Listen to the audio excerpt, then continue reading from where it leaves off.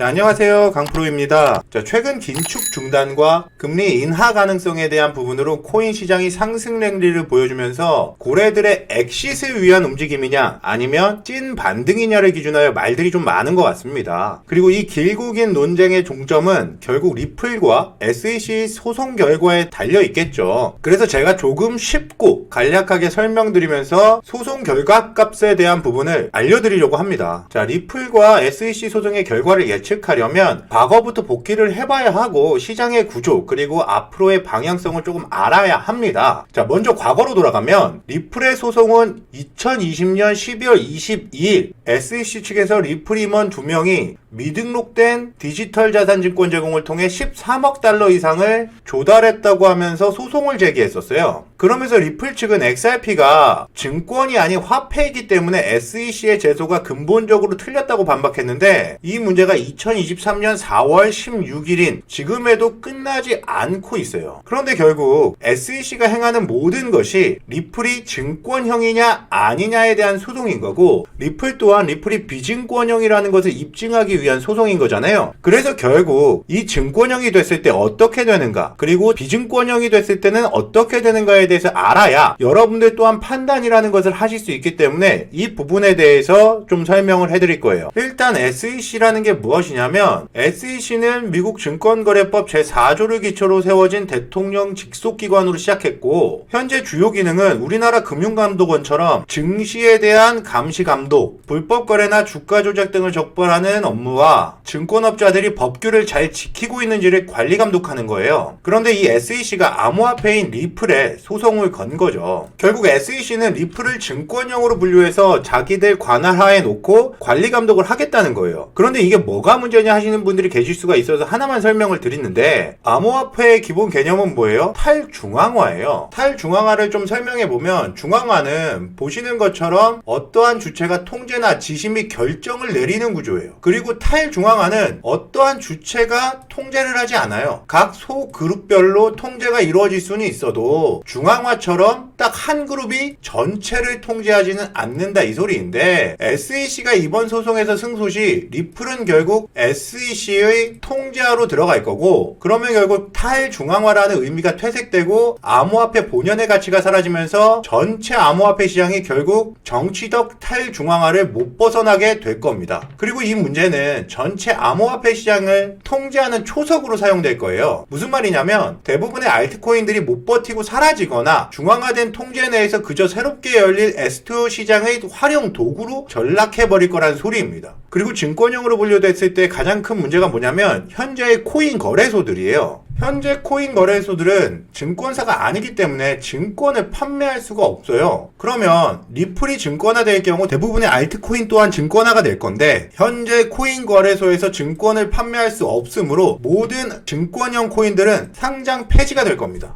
물론 여기서 제가 말한 상장 폐지라는 게 뭐 사실 큰 의미 부여를 하실 필요는 없어요. 무슨 소리냐면 주식처럼 기업이 망하거나 공시 문제, 회계 문제에 따라 거래를 못하고 전체 거래소에서 내려가는 게 아니라 각 거래소에서 거래가 중단된다는 거예요. 즉 거래가 불가능해지는 구조로 가는 거지 기업 증권처럼 기업 자체에 문제가 생겨서 상장 폐지가 되는 건 아니라는 말입니다. 예를 들어서 바이낸스에서 상장 폐지가 되면 바이낸스에서 거래가 안 되는 거고요. 업비트에서 상장 폐지가 되면 업비트에서만 거래가 안 된다는 거예요. 즉 쉽게 말해서 상장 폐지된다고 영원히 되는 것이 아니라 거래할 수 있는 거래 수단 자체가 달라질 거란 말입니다. 더 쉽게 말하면 현재 암호화폐 거래소에서 거래가 되고 있는데 만약 리플이 패소하면서 전체 알트코인들이 증권형으로 분류되기 시작하면 증권형 토큰 거래소가 별도로 개설될 거예요. 그래서 상장 폐지는 영원이다라는 생각들은 적어도 안 하셔도 될 것 같습니다. 그런데 뭐 당연히 코인 투자자로서 리플이 증권형으로 분류가 되면 너무 머리 복잡한 일들이 생길 거고 완벽한 악재라서 시장의 흔들림은 생길 수밖에 없기 때문에 당연히 리플이 승소하길 기대하셔야 할 건데 다음 영상에서는 리플과 SEC의 입장을 조금 살펴보도록 할 거예요. 이는 2탄에서 살펴볼 건데 우선 리플과 SEC 소송에 대해서 더 궁금하신 분들이나 여기에 대해 더 많은 내용이 필요하신 분들 그리고 SEC 혹은 리플랩스 패소 시 대박 코인 받으실 분들은 아래 전화번호로 숫자 3 입력 후 문자 한 통만 보내주세요. 지금 왜 문자를 보내야 하냐면 리플 소송이 끝이